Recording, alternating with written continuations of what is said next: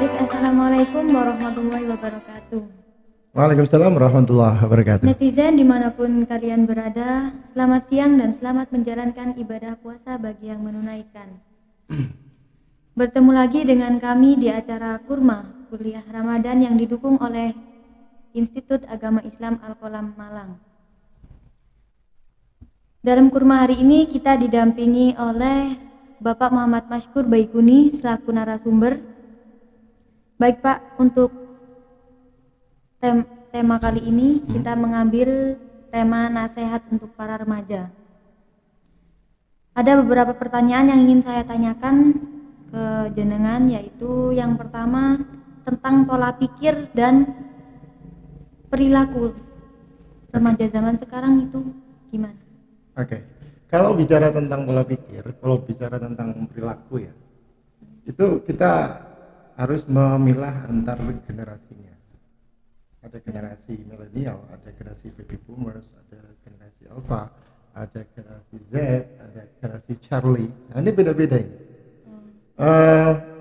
Namun kalau secara sederhana, kita ini kan sekarang sedang menghadapi yang namanya revolusi industri 4.0, kemudian masuk ke smart society 5.0, kemudian belum selesai ini kita sudah menghadapi yang namanya era metaverse.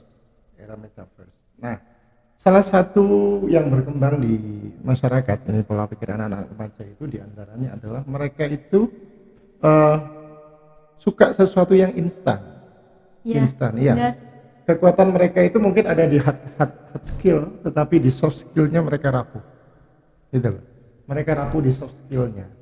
Saya menemukan beberapa, bukan banyak, beberapa aduan dari pendidik khususnya di tingkat SMA itu ya, bahwa murid-murid mereka yang sudah lulus kemudian diminta untuk bekerja di tempat yang agak jauh, itu tidak kuat lama. Ini kok begini ya, tidak sesuai dengan interpretasi. Maunya itu segera dapat dengan santai-santai, dengan tidak banyak mengeluarkan keringat, dengan waktu yang segera. Maka sekarang itu bagaimana caranya, secara umum orang-orang itu ingin segalanya tercapai dengan mudah, cepat. Maka kita tidak heran kalau beberapa waktu yang lalu ada pertikaian, ada perkelahian antar geng, dan itu hanya untuk menaikkan konten mereka, popularitas mereka, sampai dengan melakukan pertikaian, pertarungan, dan kemudian itu diumumkan di media sosial, di syuting supaya ratingnya naik. Nah, itulah mindset untuk mencari sesuatu yang mudah, didapatkan dengan yang mudah, berhasil dengan segera, kemudian tidak susah payah. Ini yang sering dialami masyarakat sekarang, sehingga ketika ada tawaran-tawaran yang menggiurkan itu segera, tapi ketika kecewa dikit sudah down. Ya. Nah, itulah anak-anak remaja, soft skillnya itu perlu dikuatkan. Ini mungkin juga terjadi di mahasiswa tentunya. Ya. Mahasiswa banyak sekali saya temukan begitu. Contoh yang sederhana, mengerjakan tugas itu ya, copy paste langsung jadi, setor, ditanya materinya apa nggak tahu, yang penting harus sudah menyelesaikan tugas. Nah, inilah akhirnya apa, produknya produk instan itu tidak tahan lama. Sesuatu yang instan itu tidak tahan lama. Bahkan cinta yang instan juga tidak tahan lama. Iya toh? Ya, Anda pernah mengalaminya? Ya. Oke. Ya seperti itu, khususnya dengan berkembangnya teknologi untuk memudahkan, untuk mempercepat koneksi, akhirnya membuat pemikiran bahwa sesuatu itu bisa didapat dengan mudah. Bahkan akhirnya timbul juga yang seperti settingan untuk menaikkan brand. Pernikahan juga ada settingan, ya, konflik juga ada settingan, dan itu terjadi sekarang, khususnya di masa-masa anak-anak yang sedang masuk di generasi alpha. Kalau yang 2021 ini mereka disebut generasi Charlie. 2021, kelahiran 2021. Sampean kelahiran 2021? Iya. Oh, udah. Kelahiran 2021. Bukan. 2001. Oh iya. Apa? Berarti baru 1 tahun tuh ini toh. Oke. Ya Allah. Oke. Jadi itulah Mbak, instan. Itu pola pikir yang dihadapi oleh masyarakat kita. Dan proses itu penting. Motivator dunia itu seperti Maxwell berkata begini, semakin Anda banyak mengalami kegagalan, maka selangkah lagi Anda akan mendapatkan keberhasilan. Semakin banyak Anda gagal, maka semakin besar peluang Anda untuk berhasil. Itu salah satu sampaikan oleh motivator dunia, John Maxwell. Itu luar biasa sekali itu untuk anak-anak muda zaman sekarang. Apakah itu juga pernah Anda alami? Seperti itu? Iya, Pak. Oke. Ya. Gagal kan proses. Berproses ya. Bahkan begini. Manusia itu, anak-anak remaja itu, mereka itu memiliki banyak sekali potensi. Coba saya tanya, potensi Anda apa? Rasa ingin tahu besar. Rasa ingin tahu besar. Potensi manusia itu ya, dilihat dari kecerdasannya. Anda kalau melihat dari kecerdasan yang disampaikan oleh Robert Howard Gardner, itu ada 12 rumpun kecerdasan, interpersonal, intrapersonal, linguistik, naturalis, dan lain sebagainya. Dilihat dari Goleman, itu juga banyak kecerdasan. Nah, dari situ ada yang namanya passion. Passion itu mengetahui dari mana atau apa yang sesungguhnya menjadi bakat besar pada kita. Bukan hanya keinginan sementara lah ya, tapi bakat besar. Dan itu diperoleh dengan satu, banyak membaca tentang semua pengetahuan. Kemudian yang kedua, banyak berkenalan dengan orang-orang baru. Tentunya yang positif lah ya. Yang ketiga itu banyak melakukan kegiatan-kegiatan. Anda banyak masuk organisasi, banyak ikut aktivitas sosial. Dari saya aktivitas di sini kok tidak cocok ya, Anda berpindah. Dari situ Anda nanti akan menemukan jati diri Anda. Kurang lebih begitu. Nah, itu proses. Oke ya. Tidak penting bagaimana Anda jatuh, tapi seberapa cepat Anda untuk berjalan kembali. Itu prosesnya. Gitu ya. Ya, karena kan kadang remaja zaman sekarang kalau gagal udah berhenti. Udah berhenti.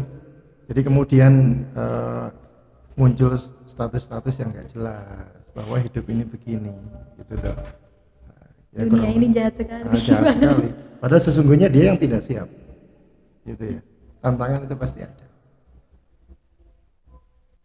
Itu Mbak, itu tentang pola pikir dari secara umum begitu. Baik Pak. Untuk selanjutnya pertanyaan yang kedua. Bagaimana tanggapan Anda tentang anak kecil yang memaksa untuk menjadi remaja? Saya kemarin menonton sesuatu video yang lucu. Di situ begini, ada video anak kecil kelas SD. Ya. Dia mengunggah di statusnya. Videonya begini, videonya itu video tentang anak-anak. Lalu komentarnya begini, masih indah zamanku dulu toh, padahal itu zamannya sekarang. Jadi untuk dewasa itu ya, Anda tanya tadi bagaimana anak yang pingin segera dewasa ya? Iya. Ada dewasa secara biologis, ada dewasa secara psikologis. Bayu usianya berapa sekarang? 21. Kelahiran tahun 21. Oke. Itu secara usia itu masuk usia apa? Remaja akhir. Kalau menurut UNESCO itu remaja akhir. Tapi secara psikologis belum tentu. Secara psikologis bisa jadi Anda anak-anak. Contohnya apa Pak? Contohnya kalau Anda itu kemana apa-apa itu di rumah masih ingin diberikan pelayanan, maem harus disiapin, nyuci harus disiapin, semuanya harus disiapin. Berarti secara psikologis Anda itu anak-anak. Itu ya. Bisa jadi usia 21 Anda itu ada, tapi secara psikologis Anda sudah tua. Waktu bagaimana itu? Waktu ketika Anda diajak untuk belajar dengan giat, berekspresi, mengeluarkan seluruh energinya, seluruh passionnya, seluruh usahanya, ide-idenya, Anda bilang, gak wes enakan ngene, dijak lagi, gak wes aku males enakan ngene, terus gak wes enakan ngene. Itu berarti Anda sudah tua secara psikologis. Kenapa? Karena Anda sudah kehilangan daya juang Anda. Kayak merasa capek. Capek itu sudah mendekati usia tua. Seorang anak itu harus sesuai antara pertumbuhan dengan perkembangan. Pertumbuhan itu ada unsur fisik, ya semakin besar, semakin kayak mas ini pertumbuhannya sudah berkumis, gitu ya, berjanggut. Oke. Kemudian secara psikologis itu namanya perkembangan. Jadi kalau tumbuh itu secara fisik, secara psikologis itu berkembang. Emosionalnya, kecerdasan sosialnya, kecerdasan spiritualnya, kecerdasan sosialnya. Jadi semakin dia dewasa, dia belajar tentang apa tugas yang harus aku laksanakan di usiaku ini. Ada itu loh. Ada tugas yang harus dia laksanakan. Di antaranya adalah pengetahuan tentang bagaimana cara dia menjaga dirinya sendiri. Lalu apa yang harus dia lakukan ketika dia sudah masa remaja. Lalu kemudian di antaranya adalah apa yang harus dia siapkan untuk menyambut usia berikutnya. Kalau ini tidak siap, maka efeknya seperti itu tadi. Gagal di periode anak-anak mengakibatkan permasalahan di masa remaja. Gagal tidak menyelesaikan tugas pribadinya. Contoh tugas pribadi kalau anak-anak cewek remaja ya, usia haid, dia harus tahu, oh saya haid pertama kali, apa yang harus saya lakukan? Haid ini durasinya berapa lama? Kalau lewat dari itu bagaimana? Saya harus berkomunikasi dengan siapa? Kemudian apa akibat dari haid ini? Lalu ketika saya sudah haid ini, berarti apa yang harus saya jaga dengan hubungan saya dengan lain jenis? Ya, batasan-batasan seperti apa? Lalu ketika saya ini harus berkomunikasi menceritakan ini kepada siapa? Jadi kalau itu gagal akan mengakibatkan masalah di periode berikutnya. Gitu loh. Ya contoh jangan heran kalau misalkan Anda melihat ya masih banyak sekali orang-orang tua suka pipis sembarangan pinggir jalan. Ya, itu karena dia tidak tahu bahwa tugasnya sudah selesai di masa anak-anak.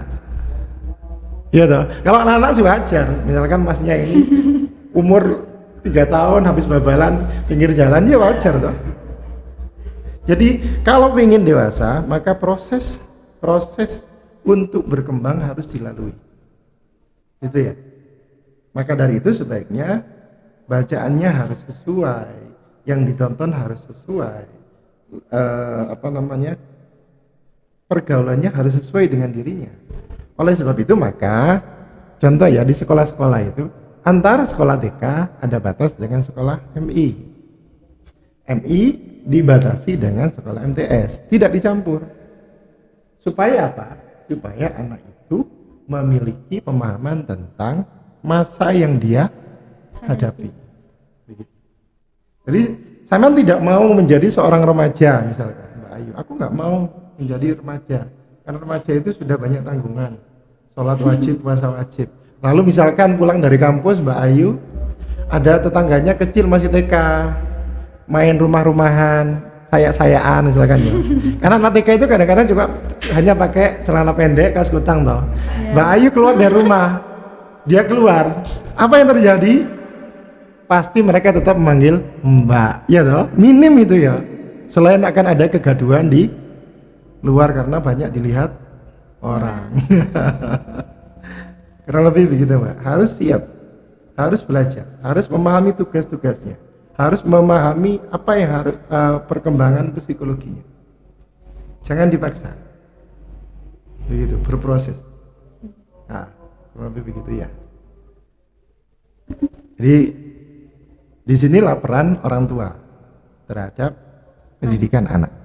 Coba sekarang untuk Mbak Ayu, masa sekarang ini, Mbak Ayu sebagai seorang remaja itu siapa yang harus paling dekat dengan Anda? Harusnya orang tua. Kok harusnya? Iya. Berarti Anda dekat dengan orang tua? Tidak. Orang tua nggak ada. Oh, sudah meninggal? Iya. Innalillahi wa inna ilaihi raji'un.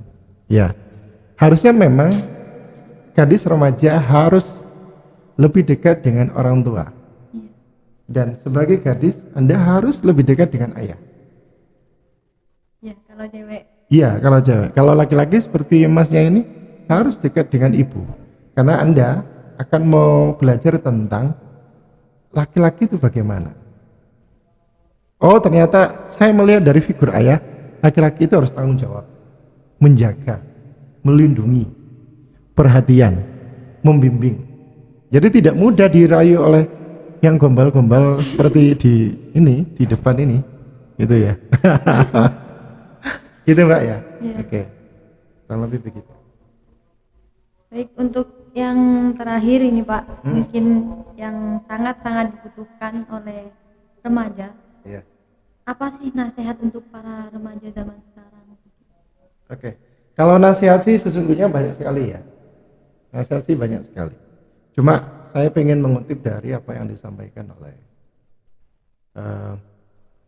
yang pernah disampaikan oleh salah satu tokoh, Trimurti, pendiri pondok Darussalam Gontor. Saya mengutip ada 10. Oke, ada 10. Tapi mungkin karena durasi waktunya saya cukup 5 saja ambil ya. Bahwa seorang remaja itu tidak hanya cukup punya ide. Seorang remaja tidak hanya cukup punya ide. Yang cukup punya ide itu hanya Doraemon. Aku mau begini, aku mau begitu, aku mau ini, itu banyak sekali. Itu toh. Remaja tidak hanya cukup punya ide, tetapi dia harus bisa merealisasikan idenya. Jadi kalau di agama jangan panjang angan-angan. Harus beraksi. Do it itu apa? Doa, usaha, ikhtiar dan takwa. Ya. Kemudian yang kedua, seorang remaja harus memperbaiki kualitas mental. Ada mental skill atau ada job skill. Tadi saya sampaikan. Jangan sampai mentalnya itu mental buruh. Bahaya ini kalau mental buruh. Mental buruh itu ya, kalau tidak disuruh, tidak jalan. Oke. Kalau tidak disuruh, tidak jalan. Misalkan Anda jadi guru. Kalau tidak diperintah oleh kepala sekolah, Anda tidak melakukan apa-apa, tidak melakukan inovasi. Itu mental buruh. Mental itu mental kerja. Ini apa yang harus saya kembangkan? Saya punya ide, harus saya realisasikan. Jadi kalau di dalam agama itu sampai ke amalnya terlaksana ya. Bukan hanya keinginan andai saja, bukan hanya itu, tapi realisasi. Ya. Jadi memperkuat mentalitas kerja. Jangan mental buruh. Mental buruh itu mohon maaf, mental karyawan. Kalau bosnya nggak datang, dia nggak semangat. Kalau bosnya datang, dia semangatnya minta ampun. Gitu. Ini dihadapi oleh masyarakat. Ya.